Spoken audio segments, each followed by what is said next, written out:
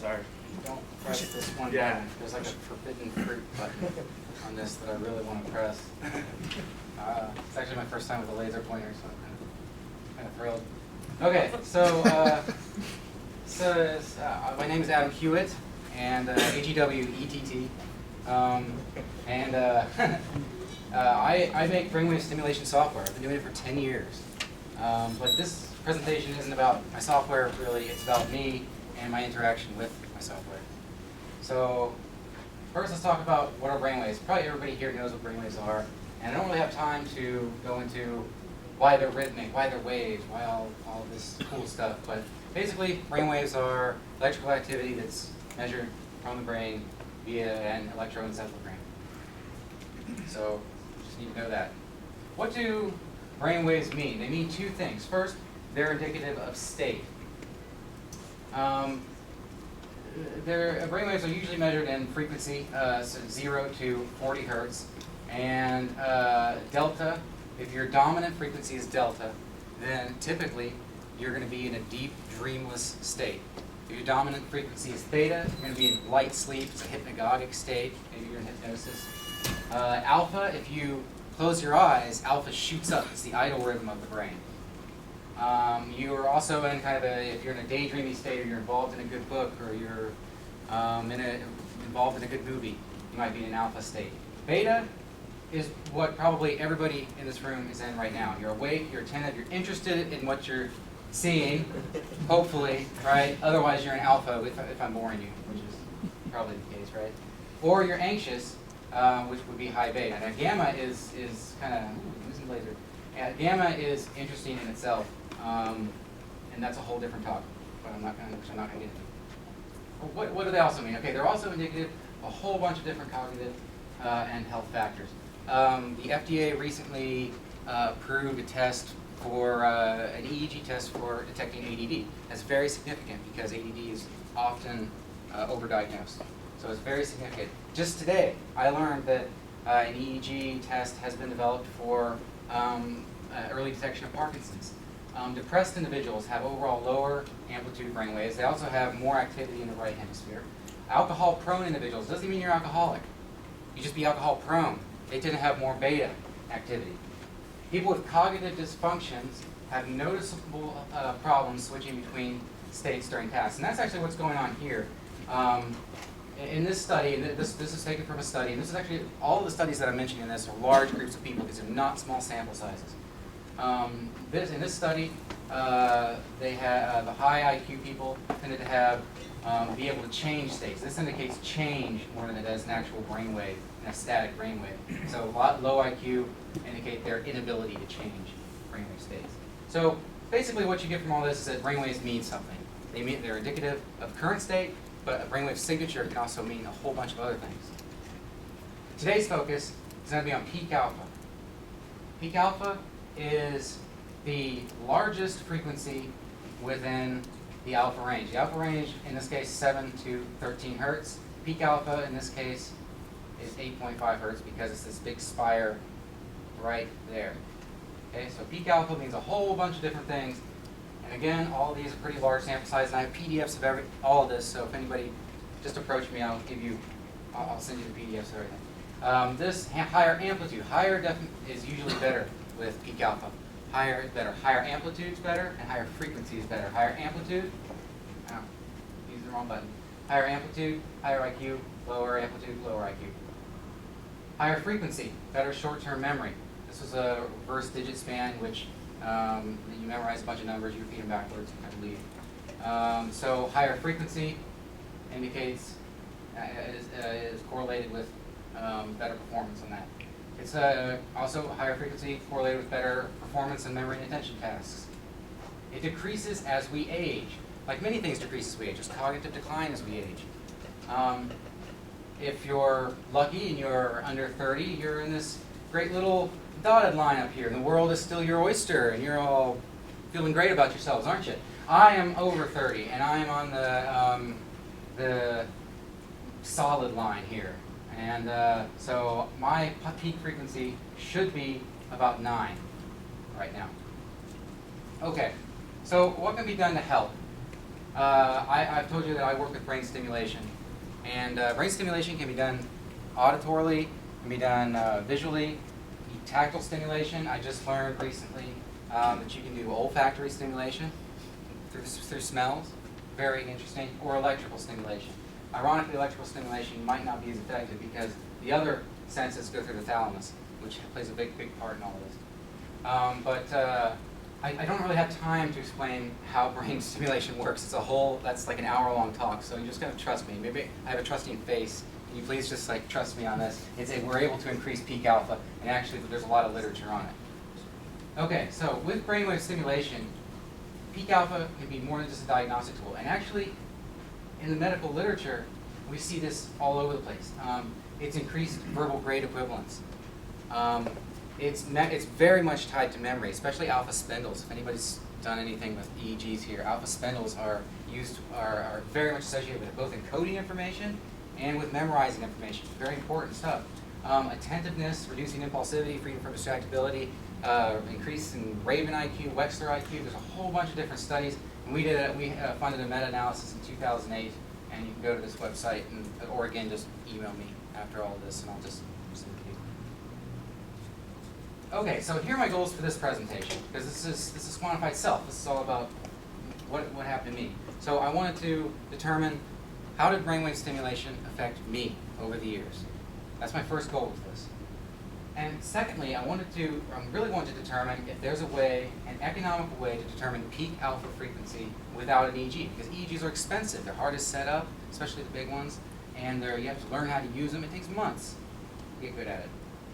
Okay, this is my peak alpha frequency nearly 10 years ago, 2004. Now, if you remember, alpha goes from about 7 to 12. So this is really, really bad. So basically, in 2004, I'm a complete dullard. I mean, I really shouldn't even be outside, to be honest. I was not doing very well. So this is me now. All right. My peak alpha frequency, in this case, is 11.1. Now, I don't want to give the impression that I'm always at 11.1, because peak alpha frequency varies all the time during the day. Right now, for me, it's varying from about 9 to 11. This is the highest I've ever seen it. I just took this screenshot because, just in case there's somebody in here who works with electroencephalography, they'd look at that and be like, oh, it's 11.1, that guy's really smart, you know. But whatever. So I'm not that smart. So anyway, this is me now, and that's, that is a gigantic difference. It's almost 10 years of difference. So what are the results here? My peak alpha frequency has increased 1 to 3 hertz. That's a good thing. A good thing. My peak alpha amplitude decreased by 1 to 2 microvolts. Now, there's the amplitude. I'd like to explain a little bit about this. I was a bit caffeinated whenever I did this particular one.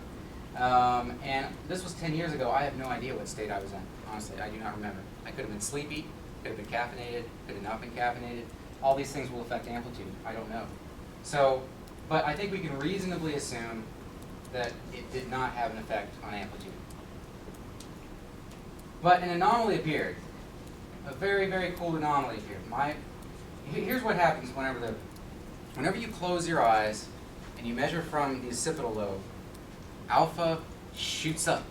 It shoots up like Sauron's tower. Right there. See that? That's what happens whenever you close your eyes. You see alpha go up like a gigantic spike. And that's what should happen. That's what happens with almost everybody. But with me, now whenever I close my eyes, my brain's idling rhythm is in beta. And this has actually never been seen before. I'm talking to experts all over the place as to how this can happen. We've ruled out, I don't have insomnia, I don't have anxiety, I don't have alcoholism. This is directly correlated to whenever I close my eyes. So it only happens when I close my eyes. The rest of the time, completely fine. So this is actually my brain's idle rhythm.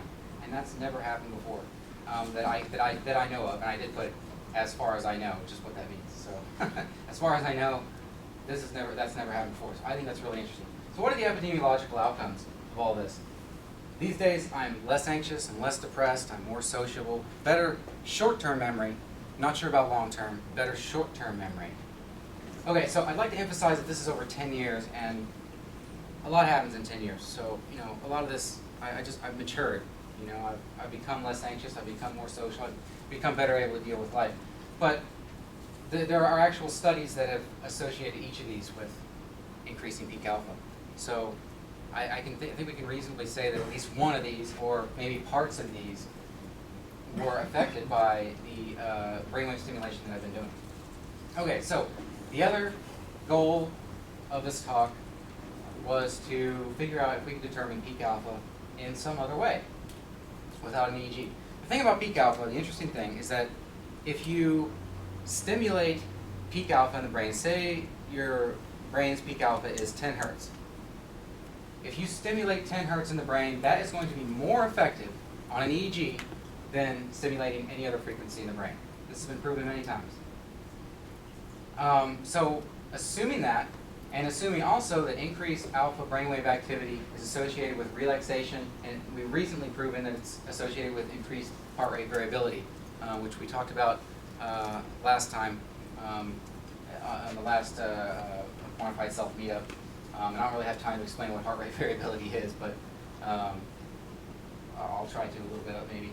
But anyway, it's if we can assume that it's associated with relaxation and increased HRV, then what we might be able to do is stimulate all the alpha frequencies, or maybe segments of them, like 8, 8.5, 9, 9.5, 10, 10.5, and see your reaction to them. And the one that you react most to, that may be your peak alpha, right? So let's see what happens. Okay, so this is me testing electrodermal response, which is basically sweat.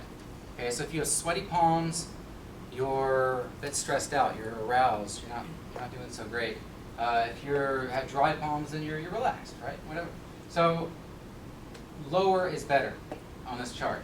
So here I'm a sweaty lummox. Down here I'm a dry, dapper, well-smelling gentleman, whatever. So now what happened here is the opposite of what I expected. Okay? So 8 hertz actually, which is no longer, again, remember, no longer my peak alpha, actually relaxed me more than stimulating 10 hertz or 11 hertz.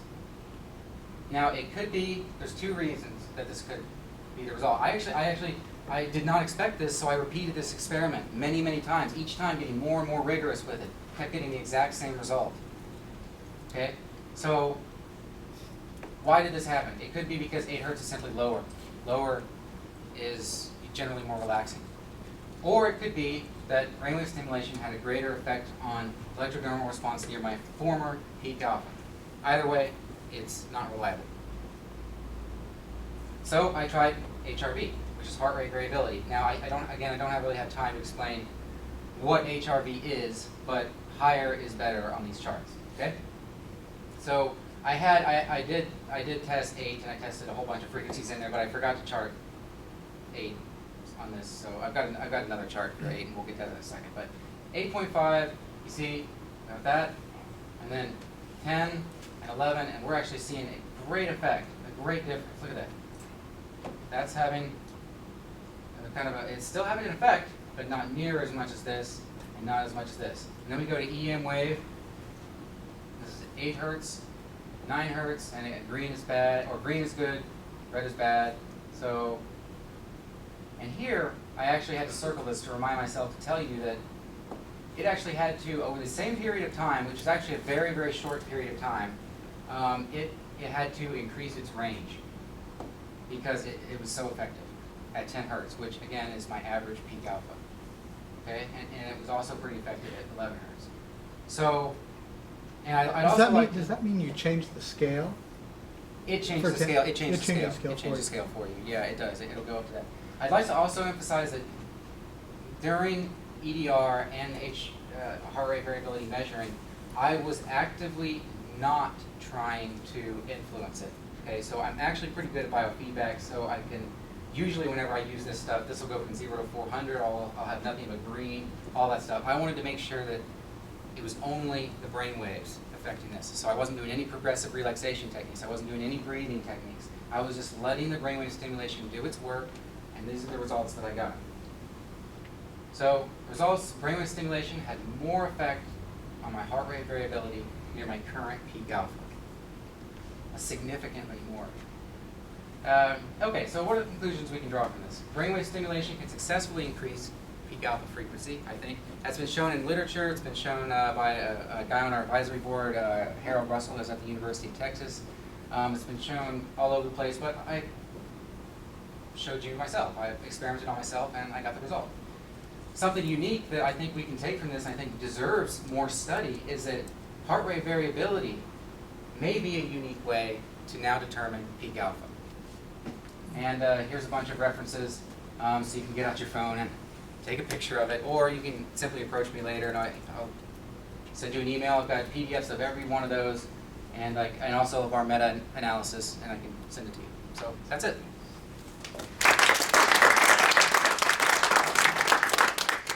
You talked a lot about brainwave stimulation, but I really have no idea what this is. Are you just sitting in a room attaching some sort of electrodes? No. I mean, sometimes if you're trying to measure it, brainwave stimulation actually is a stimulus. It can be audio, it can be visual. The vast majority of people, it's just audio. You can do it on an iPod. So you're playing 11 kilohertz. 11 sound? hertz. 11 hertz sound. Yeah. Well, it's not. Well, you can't play an 11 hertz sound because that's below the limit of human hearing. But what it is, it's a pulse. Okay. Whenever you hear a click, that creates a corresponding evoked response in the brain. And if you do it fast enough, it starts to resemble the rhythms that you see in the brain. And if you do it fast enough, the brain starts to, because of conservation of energy, starts to synchronize with that. So that's brainwave stimulation. So you wear headphones? Sure, you can wear headphones, or you can do it through speakers. And there's also tactile stimulation. I recently found out there's also olfactory stimulation. I'm not sure how that works yet, but like pulses of perfume, I'm not sure. So what are you measuring, and how are you measuring it, and how are you keeping track of the data? What do you mean, the EDR and the... Yeah, so what are you really measuring? Because I haven't gotten that yet. Okay, well, the EDR we're measuring the conductivity of your hands, which actually just measures kind of sweat, like very discrete differences in your sweat glands. So if you sweat more, that means you're more aroused, you're more stressed. If you sweat less, it means you're more relaxed. So it's actually very, very accurate. It's my favorite out of all the biofeedback mechanisms that I use. It's my favorite for measuring arousal. All right, so you're measuring thermal responses, yeah. And what else are you measuring? The heart rate variability. Heart rate variability, and Steve here would be more able to explain what it is than me. He's the expert on it. But it's basically it's your heart's ability to adapt to situations. Like whenever you breathe in, your heart rate increases. Whenever you breathe out, your heart rate decreases. Whenever you start running, your heart rate increases. Whenever you stop, your heart rate is supposed to decrease. It's supposed to level out. So it's your heart, as I understand it, it's your heart's ability to adapt to a situation, and higher is better. You want to be able to adapt to a situation. Okay, so you guys, through your research, have shown by measuring thermal response in HRV that you have a certain level of alpha waves going at 11 hertz at that time? No, the HRV was successful at it, I believe. Yeah, it matched very specifically, measuring all the alpha frequencies. It very specifically chose 10 hertz to be the best. Yeah. So how do those two tests work in tandem to produce? Well, they did. This one was a failure. This one was a failure. This one didn't give me the results that I wanted. Yeah, this one. Okay.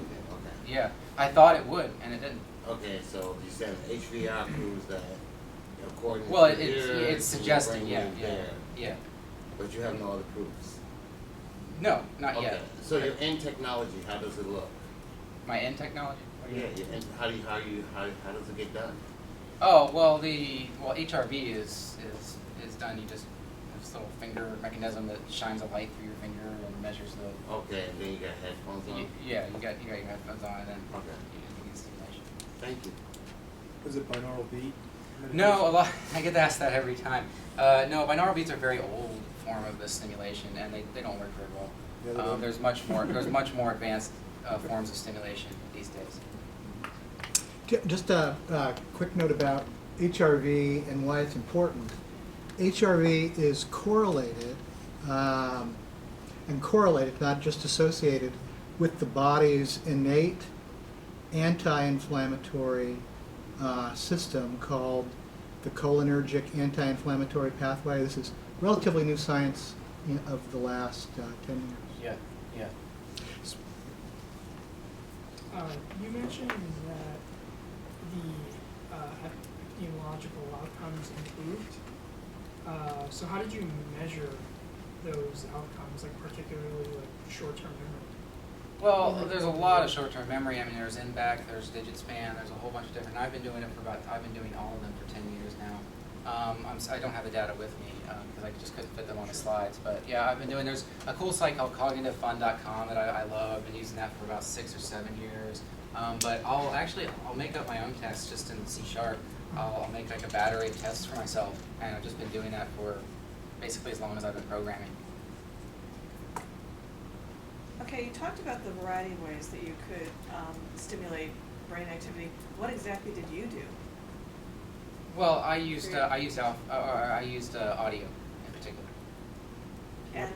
And how does it? Is it like pulses of sound? It's Is pulses. Yeah, it's pulses So of eight- sound. So it's like I mentioned. Is there the any click, way? it's- Is there any over the period of the 10 years that you did this that it became sort of a conditioning thing? Like you hear that pulse and it, your brain just knows to go to a more relaxed state. Well, I'm sure that's part of it, and that you're right. That could, because 8 hertz, right? I mean, that had an effect on my former peak alpha instead of my, But I mean, it's you're also looking at an EEG on these things, and you can tell that it's the alpha is actually going up at a very specific rate. So that's really what you want whenever you're looking at an EEG and you stimulate at 8 hertz. You want 8 hertz to go up, right? So that's not. If it was just a conditioned response, then it would be some other hertz, or it would be like the general band going up. That's just kind of how electroencephalography kind of works. It doesn't work on such a very specific line unless you're actually stimulating it. 2 more questions. Sure. Yeah, all right. So first, can you just describe or just say what the tools were that you used? So I know you were using the M-Wave, which is a device that calculates heart rate variability. Mm-hmm. But what else were you using? Well, for this one, I was using the ThoughtStream USB, which is my favorite electrodermal response. It's also called GSR, by the way. So ThoughtStream USB by MindPlace. You can go to mindplace.com and get it. And for the brainwave stimulation, I was using my own software, Mind Workstation, and the EEM one. Cool. So I know that your simulation go from 8 hertz, 10 and to 11. I mean, is there a reason why you just restrict it to this frequency? Or No, I actually stimulated a whole bunch of. I stimulated all the frequencies in the alpha band. These are just the ones that I couldn't fit them all on the slide. I mean, I had to pick and choose. So the choices for the simulation would be the choices would be the alpha band. Yeah, like you go to 8 and 8.5 and 9, 9.5, that kind of thing. And you can do it. I actually specifically did it over a very short time period because I wanted to see if this can be determined in 10 minutes. Can you determine what you respond best to? And I think you can, at least with heart rate variability. Yeah. Well, thank you very much.